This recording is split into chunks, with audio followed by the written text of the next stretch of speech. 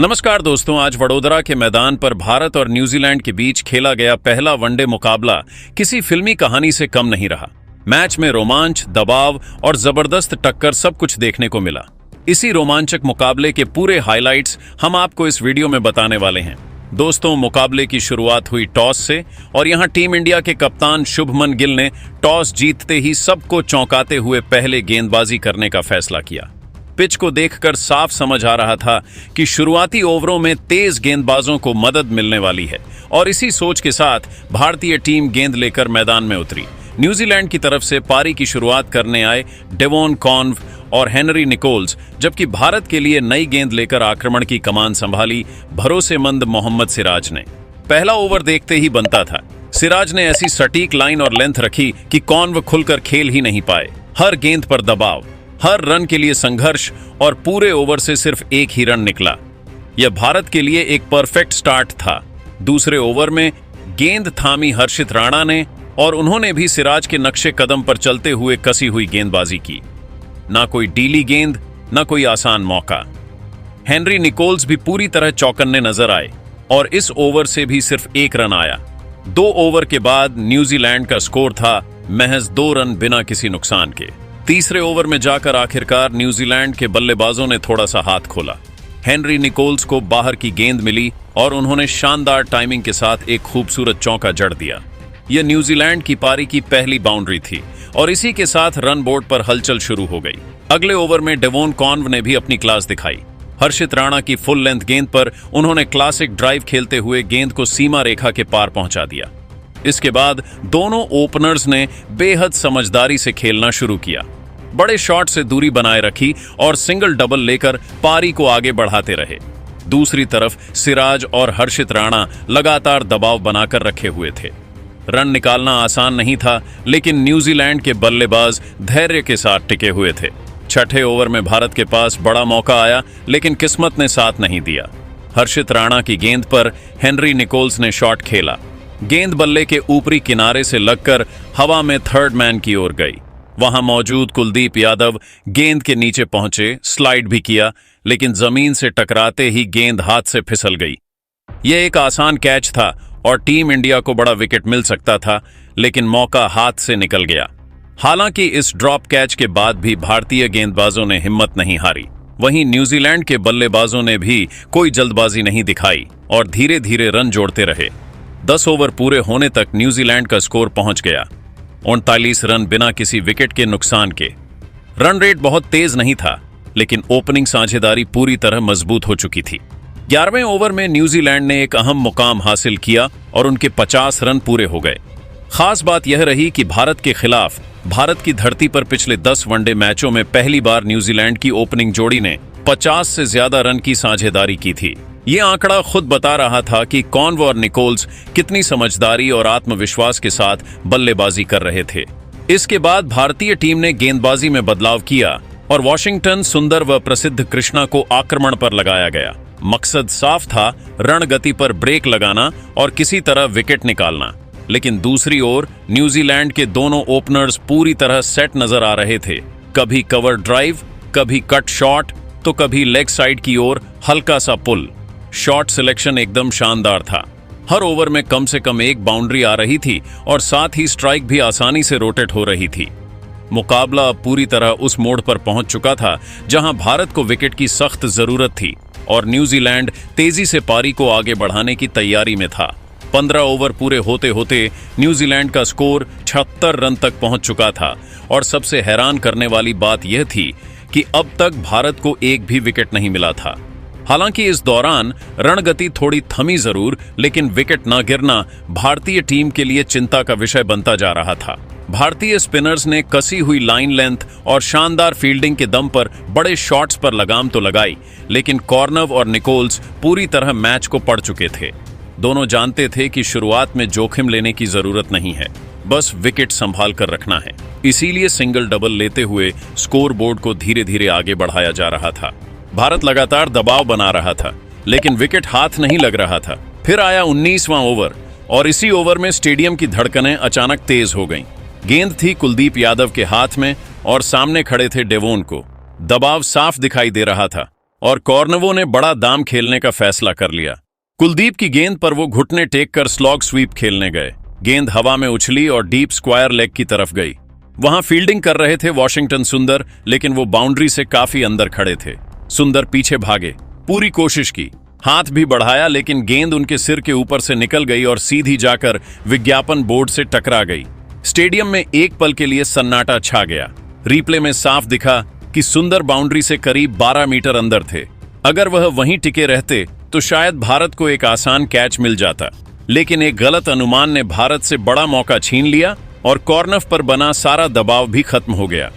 इसके बाद 20वां ओवर आया और यह ओवर न्यूजीलैंड के लिए किसी तोहफे से कम नहीं था। पहले हेनरी निकोल्स ने समझदारी के साथ रन बटोरते हुए अपना शानदार अर्धशतक पूरा किया। यह कोई तेज तर्रार पारी नहीं थी, लेकिन बेहद अहम जरूर थी, और कुछ ही गेंदों बाद डिवोन कॉनवो ने भी अपना 50 पूरा कर लिया। दोनों ओपनर्स ने साबित कर दिया कि उन्हें टीम का सबसे भरोसेमंद बल्लेबाज क्यों माना जाता है। 20 ओवर के बाद न्यूजीलैंड का स्कोर था 104 रन बिना किसी विकेट के नुकसान के। ये एक परफेक्ट शुरुआत कही जा सकती थी। भारत के सामने अब बड़ी चुनौती थी, क्योंकि सामने थी जमी हुई ओपनिंग जोड़ी और अभी भी पूरे 30 ओवर बाकी थे। लेकिन क्रिकेट में कहानी कभी भी पलट सकती है और 27 ओवर में ठीक ऐसा ही हुआ। हेनरी निकोल्स अब पूरी तरह सेट हो चुके थे और उन्होंने हर्षित राणा को निशाने पर लेना शुरू कर दिया। इस ओवर में निकोल्स ने लगातार 2 खूबसूरत चौके जड़ दिए, एक कवर के ऊपर से और दूसरा पॉइंट के बीच से। ऐसा लग रहा था कि अब न्यूजीलैंड की पारी रफ्तार पकड़ने वाली है, लेकिन इसके ठीक बाद हर्षित राणा ने जो किया उसने मैच का रुख ही बदल दिया। अगली ही गेंद पर उन्होंने कमाल की चाल चली। पहले 2 शॉर्ट गेंदों से बल्लेबाज को सेट किया और फिर अचानक एक स्लो ऑफ कटर फेंक दी। गेंद ऑफ स्टंप के बाहर थी। अगर निकोल्स छोड़ देते तो शायद वाइड होती, लेकिन उन्होंने हाथ बढ़ाया। बल्ले का बाहरी किनारा लगा और गेंद हवा में विकेट कीपर की तरफ चली गई। केएल राहुल ने अपनी बाईं ओर शानदार डाइव लगाई और कैच को लपक लिया। स्टेडियम तालियों और शोर से गूंज उठा। हेनरी निकोल्स की 62 रन की शानदार पारी का अंत हो गया, जिसमें 8 चौके शामिल थे। यह विकेट भारत के लिए बेहद अहम था, क्योंकि न्यूजीलैंड का टेम्पो बढ़ने लगा था और जैसे ही अगला ओवर आया, हर्षित राणा फिर से कहर बनकर टूट पड़े। इस बार सामने थे डिवोन कॉर्नव, जो शुरुआत से क्रीज पर जमे हुए थे। हर्षित ने फुल लेंथ की तेज गेंद डाली, जो पिच पर गिरकर अंदर की ओर आई। कॉर्नव ने 5-6 रन की अहम पारी का यहीं अंत हो गया। लगातार 2 ओवरों में दोनों सेट ओपनर्स का आउट होना भारत के लिए किसी गेम चेंजर से कम नहीं था। हर्षित राणा जोश से लबरेज नजर आ रहे थे और टीम इंडिया साफ तौर पर मैच में वापसी कर चुकी थी। इन 2 झटकों के बाद न्यूजीलैंड की पारी पर अचानक ब्रेक लग गया। रणगति फिर से धीमी पड़ गई और भारतीय खिलाड़ी मैदान पर नई ऊर्जा और आत्मविश्वास के साथ नजर आने लगे। मुकाबला अब पूरी तरह पलट चुका था। इसके बाद 28वां ओवर आया और इस बार गेंद मोहम्मद सिराज के हाथ में थी। सिराज अपने दूसरे स्पेल में वापस आए थे और उन्होंने भी वही रणनीति अपनाई, गेंद को पिच में डालना और गति कम रखना। सामने थे विल यंग। सिराज ने शॉर्ट ऑफ लेंथ गेंद डाली, जिसमें ज्यादा गति नहीं थी। विल यंग ने जोखिम भरा रैंप शॉट खेलने की कोशिश की, लेकिन गेंद बल्ले का हल्का सा किनारा लेकर विकेटकीपर के एल राहुल के दस्तानों में चली गई। राहुल ने नीचे झुकते हुए आसान कैच पकड़ लिया। इस विकेट के साथ भारत को तीसरा झटका मिल गया। विलियम सिर्फ 12 रन बनाकर पवेलियन लौट गए। अब न्यूजीलैंड की पारी पूरी तरह दबाव में आ चुकी थी। क्रीज पर नए बल्लेबाज के रूप में आए ग्लेन फिलिप्स और दूसरे छोर पर मौजूद थे डरिल मिचेल। दोनों पर अब जिम्मेदारी थी कि पारी को संभालें और विकेट गिरने के सिलसिले को रोके। 30 ओवर पूरे होने तक न्यूजीलैंड का स्कोर था 133 रन और टीम ने 3 विकेट गंवा दिए थे। शुरुआत में बिना विकेट के मजबूत स्थिति में दिख रही न्यूजीलैंड अब संघर्ष करती नजर आ रही थी। भारतीय तेज गेंदबाजों ने शानदार वापसी करते हुए मैच को पूरी तरह संतुलन की स्थिति में ला खड़ा किया था। अब मुकाबला उस मोड़ पर पहुंच चुका था जहां अगले कुछ ओवर तय करने वाले थे कि मैच भारत के पक्ष में झुकेगा या न्यूजीलैंड फिर से वापसी करेगा। मैच के 34वें ओवर में भारत को आखिरकार वो सफलता मिली जिसका इंतजार काफी देर से किया जा रहा था। गेंद कुलदीप यादव के हाथ में थी और सामने थे खतरनाक बल्लेबाज ग्लेन फिलिप्स। कुलदीप ने यहां अपनी क्लास और चालाकी का बेहतरीन नमूना पेश किया। कुलदीप ने धीमी फ्लाइटेड गेंद ऑफ स्टंप के आसपास डाली। गेंद हवा में थोड़ी देर रुकी और फिर अचानक नीचे की ओर डिप हो गई। फिलिप्स आगे बढ़कर ड्राइव खेलने गए, लेकिन गेंद के प्रभाव के समय उनका निचला हाथ बल्ले से छूट गया। शॉट में ना ताकत रही और ना ही टाइमिंग। गेंद हवा में हल्की सी उछली और कवर पॉइंट पर खड़े श्रेयस अय्यर के पास चली गई। श्रेयस अय्यर ने बिना कोई गलती किए आसान कैच पकड़ लिया। इस तरह ग्लेन फिलिप्स की पारी का अंत हो गया। फिलिप्स ने 12 रन बनाए थे और उनकी यह विकेट भारत के लिए बेहद अहम थी, क्योंकि वह मैच को तेजी से आगे बढ़ा सकते थे। 34वें ओवर में चौथा विकेट गिरते ही न्यूजीलैंड पर दबाव और बढ़ गया। इसके बाद क्रीज पर आए नए बल्लेबाज मिचेल हे, जो दाएं हाथ के बल्लेबाज हैं। शुरुआत में उन्होंने संभल कर खेलना चुना और स्ट्राइक रोटेट करने पर ध्यान दिया। दूसरी तरफ डरल मिचेल पहले से क्रीज पर जमे हुए थे और टीम को संभालने की कोशिश कर रहे थे। 27वें ओवर में न्यूजीलैंड को थोड़ी राहत मिली। गेंद रविंद्र जडेजा के हाथ में थी और इसी ओवर में मिचेल हे ने आत्मविश्वास दिखाया। उन्होंने जडेजा की गेंदों पर लगातार 2 शानदार चौके झड़ दिए। एक चौका उन्होंने एक्स्ट्रा कवर के ऊपर से खेला और दूसरा मिड विकेट की दिशा में गया। इन शॉट्स से ऐसा लगा कि न्यूजीलैंड 100 रन से आगे निकल गया। फिर से रन गति बढ़ाने की कोशिश कर रहा है, लेकिन यह खुशी बहुत ज्यादा देर तक नहीं टिकी। अगले ही ओवर में भारत ने फिर से जोरदार वापसी कर ली। गेंद अब प्रसिद्ध कृष्णा को सौंपी गई और उन्होंने आते ही कमाल कर दिया।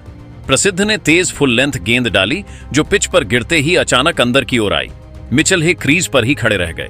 उन्हें अंदाजा ही नहीं हुआ कि गेंद इतनी तेजी से अंदर आएगी।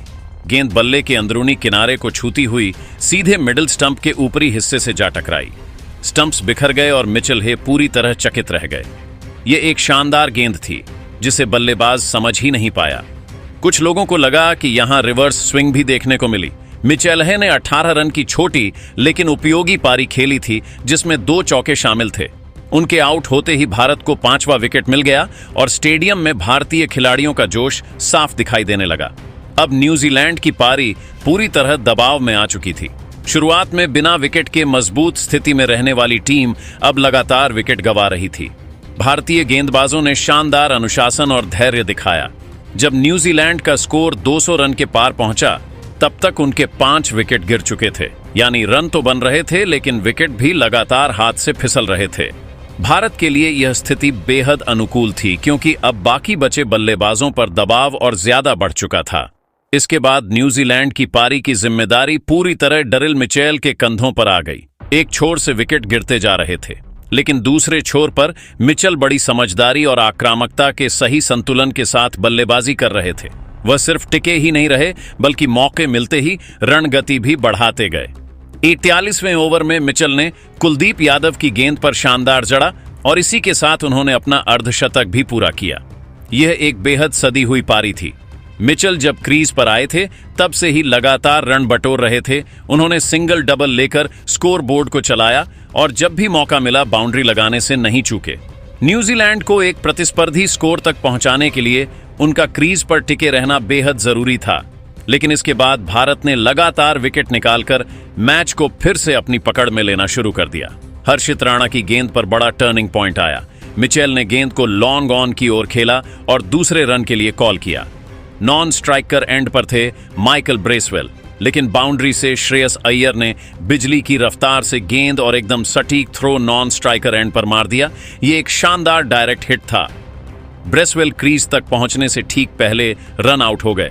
ब्रेसवेल ने 16 रन बनाए थे और उनका विकेट भारत के लिए बेहद अहम था, क्योंकि इस चरण में वह खतरनाक साबित हो सकते थे। अगले ही ओवर में भारत को एक और सफलता मिली। मोहम्मद सिराज ने फॉलक्स को बोल्ड कर दिया। अच्छी लेंथ की गेंद थी। फॉलक्स बैकफुट पर अटक गए और बल्ले का निचला किनारा लगकर गेंद सीधे ऑफ स्टंप से जा टकराई। फॉलक्स सिर्फ 1 रन बनाकर पवेलियन लौट गए। इस विकेट के साथ न्यूजीलैंड का स्कोर पहुंचा 239 रन और यह उनका 7वां विकेट था। इसके बाद क्रीज पर आए क्रिश्चियन क्लार्क। आते ही उन्होंने हर्षित राणा की गेंद पर एक चौका झड़कर इरादे जाहिर किए। दूसरी तरफ डरिल मिचेल अब पूरी तरह आक्रमण के मूड में आ चुके थे। सिराज की एक गेंद पर मिचेल ने जोरदार जराजोर सीधा दर्शकों के बीच जाकर गिरा। इसके बाद 28वां ओवर आया और यह ओवर प्रसिद्ध कृष्णा के लिए काफी महंगा साबित हुआ। ओवर की पहली गेंद पर मिचेल ने चौका लगाया। अगली ही गेंद पर उन्होंने जबरदस्त जड़ दिया। फिर एक और चौका, 4-4। मिचेल पूरी तरह चार्ज पर थे। ऐसा लग रहा था कि न्यूजीलैंड आखिरी ओवरों में बड़ा स्कोर खड़ा कर लेगा, लेकिन इसी ओवर में प्रसिद्ध कृष्णा ने वापसी कर ली। उन्होंने अपनी लेंथ बदली और सीधी फुल गेंद डाली। मिचेल लेग साइड की ओर बड़ा शॉट खेलने गए, लेकिन गेंद को मिस कर बैठे।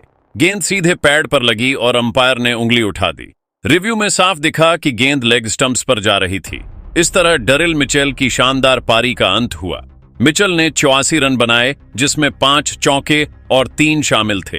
यह एक बेहतरीन और जिम्मेदार पारी थी, जिसने न्यूजीलैंड को मजबूत स्थिति में पहुंचाया। 39वें ओवर में हर्षित राणा ने कसी हुई गेंदबाजी की और कोई चौका नहीं दिया। हालांकि आखिरी ओवर में प्रसिद्ध कृष्णा ने 2 चौके जरूर खाए। इस तरह न्यूजीलैंड ने पूरे 50 ओवर में 8 विकेट खोकर 300 रन बनाए। भारत की ओर से मोहम्मद सिराज, हर्षित राणा और प्रसिद्ध कृष्णा ने 2-2 विकेट झटके। अब भारत के सामने एक बड़ा लक्ष्य था। अब जरा सोचिए, वडोदरा का BCS स्टेडियम कोटाम्बी, सामने 301 रनों का पहाड़ जैसा लक्ष्य और मैदान में उतरती भारतीय टीम। माहौल ऐसा था मानो हर गेंद पर इतिहास लिखा जाना हो। जैसे ही रोहित शर्मा और शुभमन गिल ओपनिंग के लिए आए, तभी साफ हो गया कि आज रन बनाने का इरादा सिर्फ पीछा करने का नहीं, बल्कि हमला बोलने का है। न्यूजीलैंड की ओर से लंबे चौड़े काल जेमिसन ने पहला ओवर डाला, लेकिन आखिरी गेंद पर रोहित शर्मा ने अपनी क्लास दिखा दी। पॉइंट की दिशा में निकला हुआ वह शानदार चौका, मानो कह रहा हो, आज दबाव हमारा नहीं तुम्हारा है। तीसरे ओवर में जैक फोल्क की गेंद पर रोहित ने मिड ऑन के ऊपर से चिप शॉट खेलकर गेंद को सीमा रेखा के पार पहुंचा दिया। चौथे ओवर में शुभमन गिल भी कहां पीछे रहने वाले थे। जेमिसन की गेंद पर कवर ड्राइव ऐसा मारा कि गेंद नहीं कैमरे दौड़ पड़े। रोहित शर्मा तो आज अलग ही मूड में थे।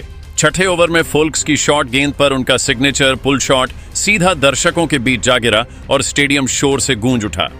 7वें ओवर में जेमिसन के खिलाफ पहले मिड ऑन के ऊपर से लंबा और फिर उसी ओवर की आखिरी गेंद पर कड़क चौका, ऐसा लग रहा था मानो रोहित बल्ले से नहीं रिमोट कंट्रोल से खेल रहे हों। लेकिन क्रिकेट है जनाब, यहां कहानी हर ओवर में पलटती है। 9वें ओवर में जेमिसन की एक सटीक फुल गेंद पर रोहित शर्मा चकमा खा बैठे। बड़ा शॉट खेलने के चक्कर में गेंद सीधे मिड ऑफ पर खड़े कप्तान माइकल ब्रेसवेल के हाथों में चली गई। 29 गेंदों में 26 रन, 3 चौके और 2 रोहित की पारी खत्म हुई तो स्टेडियम की धड़कनें तेज हो गईं और तभी मैदान पर उतरे किंग विराट कोहली। जैसे ही उन्होंने क्रीज संभाली, भारतीय फैंस को सुकून मिल गया। पहली ही कुछ गेंदों पर विराट ने जैक फोल्क्स का आत्मविश्वास ऐसे तोड़ा जैसे सूखी टहनी। 2 लगातार चौके, एक से बढ़कर एक और कीवी गेंदबाजी सीधी बैकफुट पर। 11वें ओवर में विराट ने कदमों का शानदार इस्तेमाल करते हुए मिड ऑन के ऊपर से चौका जला और उसी ओवर में एक फुर्तीला सिंगल लेकर अंतर्राष्ट्रीय क्रिकेट में अपने 28,000 रन पूरे कर लिए। यह पल इतना खास था कि पूरा वडोदरा स्टेडियम खड़े होकर तालियां बजाने लगा।